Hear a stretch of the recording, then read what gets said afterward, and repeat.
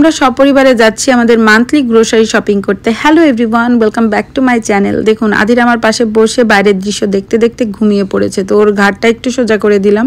আর আরেক সাইডে আনশি কার সিটের ভেতরে ঘুমাচ্ছে। দুই মেয়ে নিয়ে যখন গাড়িতে উঠি তখন তুমুল একটা বেঁধে যায়, তো 5 থেকে 10 মিনিট পরে আস্তে আস্তে সব কিছু কাম ডাউন করে দুটোই ঘুমিয়ে পড়েছে। আর এখন আমি টুকটুক করে সুজয়ের সাথে গল্প করতে করতে চলে যাচ্ছি গ্রোসারি শপিংয়ে। বেশ কিছুদিন আগে আনশির মুখে প্রসাদ দিয়েছিলাম মন্দির থেকে, তখন বলেছিলাম আপনাদেরকে যে আনশির হয়তো একটু অন্নপ্রাশনের অনুষ্ঠান করব, তো সেটারই তোড়জোড় চলছে। অলরেডি সবাইকে ইনভাইট করে দিয়েছি। আর অনুষ্ঠানের 1 সপ্তাহ আগে আমরা যাচ্ছি হচ্ছে গ্রোসারি শপিংয়ে অন্নপ্রাশন উপলক্ষে। তো আজকে আমরা আমাদের বাড়ির জন্য তেমন কোনো কিছুই কিনবো না, জাস্ট ওই অন্নপ্রাশনের জন্যই যা যা লাগবে সেগুলোই কিনে নিয়ে আসবো। কারণ বেশি কিছু কিনে বাড়িতে এনে রাখারও তো জায়গা লাগে, রাখার জায়গাও নাই। আর আমি যেহেতু একা হাতে সব কিছু গোছাবো, তো এই জন্য সব কিছু ডিপে রেখে দিতে হবে, তো জায়গারও দরকার আর সময়েরও দরকার থাকবে যে এটা ওটা গুছিয়ে রাখার জন্য। এই জন্য আজকে বেশি কিছু কিনবো না। তো ফার্স্টে আসলাম মাছের মার্কেটে মাছ কিনতে। 2টা রুই মাছ কিনেছি। আর এর আগে কস্কো থেকে কিন্তু আমি চিংড়ি মাছ কিনে সেটাকে ক্লিন করে একবারে ডিপে রেখে দিয়েছি। জাস্ট যেদিন রান্না করব তার আগের দিন বের করে রাখলেই রান্নাটা করতে পারবো। তো এভাবেই সব কিছু টুকটুক করে গুছাচ্ছি। তো মাছের মার্কেট থেকে বের হয়ে এখন আসছি গ্রোসারি শপিং করতে ডিকে মার্কেটে, যা যা সবজি ডাল মশলা যেগুলো লাগবে। আর ফার্স্টেই আমরা একটু রেস্টুরেন্ট থেকে খাওয়া দাওয়া করে তারপরে শপিং করতে ঢুকবো। ব্যাংক অ্যাকাউন্ট, ক্রেডিট কার্ড, তারপর আর কি অক্সফোর্ড ডিকশনারি। ব্যাংক ভুলে গেছি, ব্যাংক বলছি কেন, ব্যাগ নিয়ে আসতে ভুলে গেছি। তোমার তো কিছুই দরকার নেই, তোমার তো সব কিছু আছে। আমি ব্যাগ আনতে ভুলে গেছি আর আমারে কত কথা শোনাচ্ছে। আনছি মাম্মি ব্যাগ আনিনি বলে দাদি বকাই দিছে, বকাইছে। বলছে কি তোমার তো সব আছে।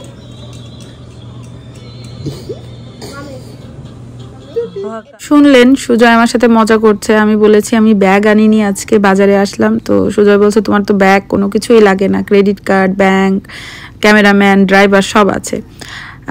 তো যাই হোক, আমাদের খাবার চলে আসছে। আর এই চিকেন র্যাপটা এখানকার আমার খুবই প্রিয়। আনশিও খাওয়ার জন্য খুব লাফাঝাপা করছিল, তো ওকে একটু একটু রুটি দিচ্ছিলাম, সেটাও বেশ মজা করে খাচ্ছে। ওকে তো আর কিছু এখন দেওয়া যাবে না। আমাদের খাওয়া দাওয়া তাড়াহুড়ো করে কমপ্লিট করে আমরা আসছি গ্রোসারি কিনতে। আর আসলে শপিং করার সময় আজকে আর ভিডিও করিনি, এর আগে অনেকবার এই মার্কেটটার ভিডিও করেছি, আর তাড়াহুড়োর ভেতরে ওইরকম ভিডিও করা যায় না। আর আজকে খুব অল্প জিনিসই কিনেছি, যেগুলো দরকার একান্তই সেইগুলোই কিনেছি। বললাম আগেই বেশি কিছু কিনে নিয়ে ঘরের ভেতরে আবার সেগুলোকে ক্লিন করে রাখতেও আমার সময় লাগবে, আর মাত্র 1 সপ্তাহ বাকি অনুষ্ঠানের, এই জন্য। তো গ্রোসারি শপিং করে আমরা বাড়িতেও চলে আসছি। আর বাড়িতে এসে আগে চা বানালাম। এই মার্কেটটাতে গেলে 4-5 ঘন্টা লাগে, তো খিদাও লেগে গিয়েছিল। আর সারাদিন বাইরে ঘুরে ঘুরে টায়ার্ডও লাগছিল, মনে হচ্ছিল যে একটু চা খাই। তাছাড়া আমি অন্নপ্রাশনের জন্য সব কিছুই টুকটুক করে রেডি করে রেখে দিব। একদম আগের দিন জাস্ট রান্নাটা করব, ঘরবাড়ি ক্লিন করা আছে, রান্নাঘর ক্লিন করা আছে। তো আগে থেকে গুছিয়ে নিলে কিন্তু চাপ কম পড়বে, না হলে টাইম ম্যানেজ করেই পারা যাবে না। আর একা হাতে যেহেতু সব কিছু করতে হবে।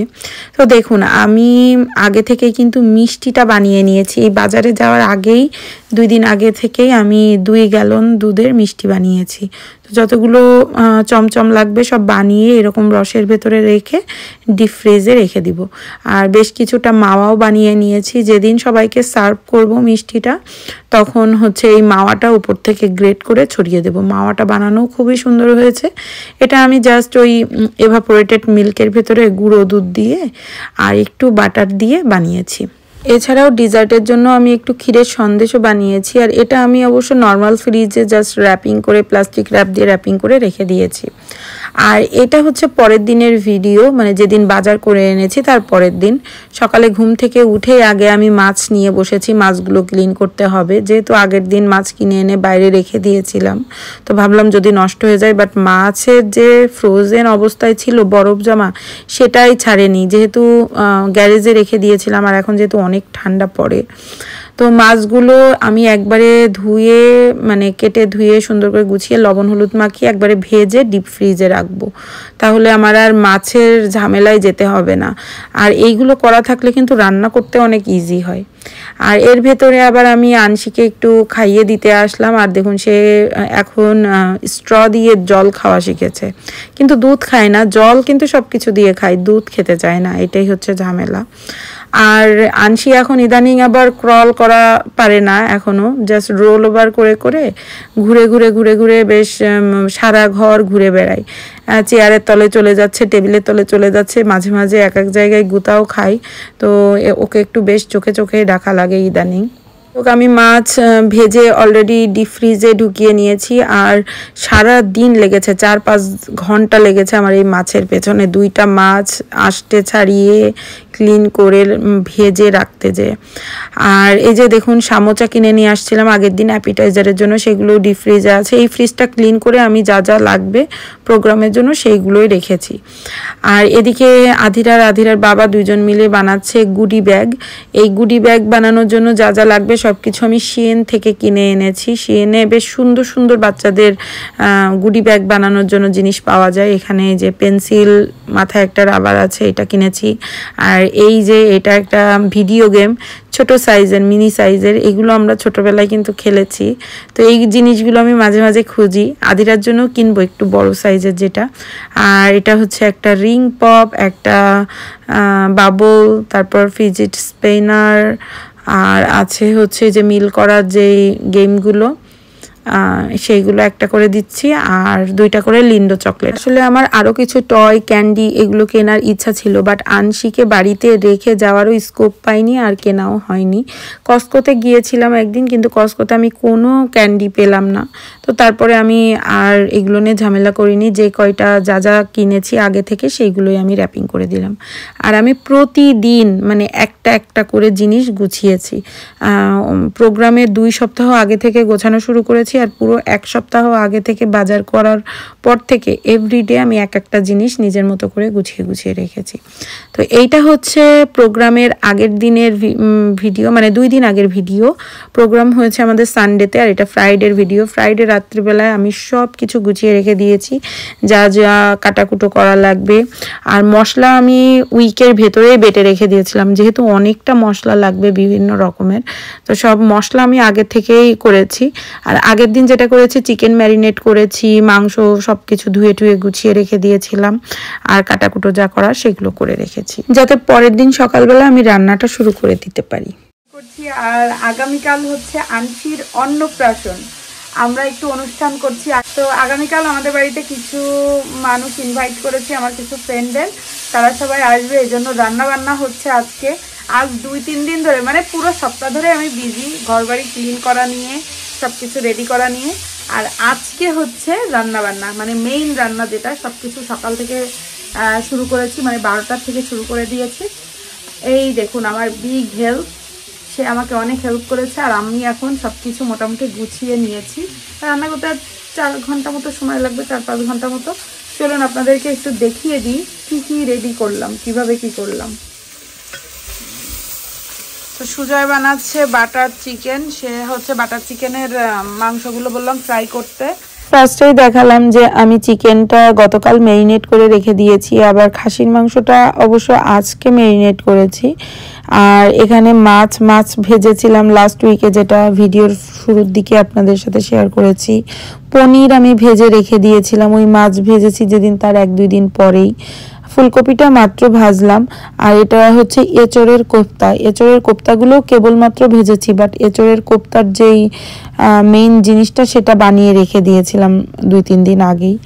আর এখানে আছে হচ্ছে বাটার চিকেনের গ্রেভির জন্য সব কিছু রেডি করেছি।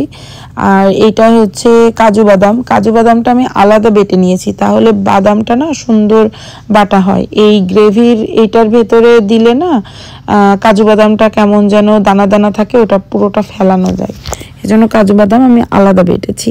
আর মশলাগুলো তো আগেই দেখিয়েছি, পুরো সপ্তাহ ধরে একটু একটু করে মশলাও করে রেখে দিয়েছিলাম। তো এখন জাস্ট রান্নার পালা। আর কথায় কথায় রান্নাও অলমোস্ট ডান।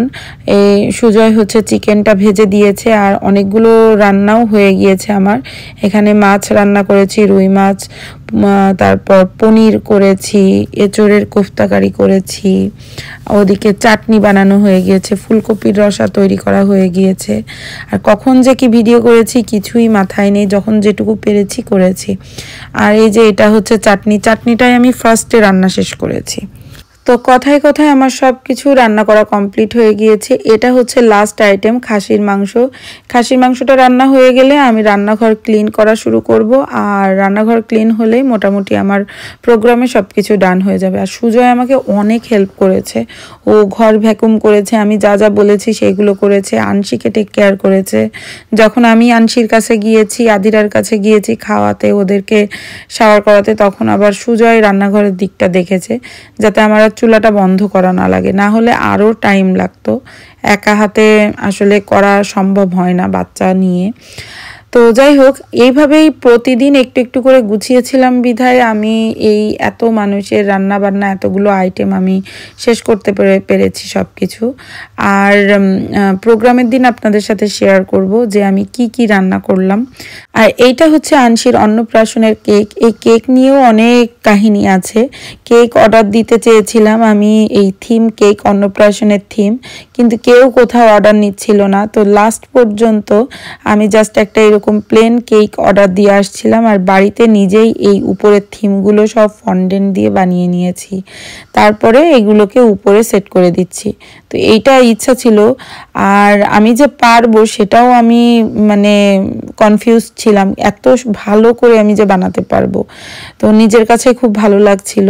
আর এগুলো সব রাত্রে বসে বসে বানিয়েছিলাম। প্রোগ্রামের দিন সকালবেলায় সুজয় আমাকে কেক এনে দিলে আমি এগুলো সব এর উপরে সেট করে দিলাম, দিয়ে ফ্রিজে রেখে দিয়েছি, মানে সবাই আসার আগে এগুলো কমপ্লিট করেছি। তো চলুন আজকে ভিডিওটা আমি এখানে শেষ করছি। আশা করি আপনাদের ভালো লেগেছে। আর আবার দেখা হবে আনশির অন্নপ্রাশনের ভিডিওতে। সে পর্যন্ত সবাই ভালো থাকুন, বাই।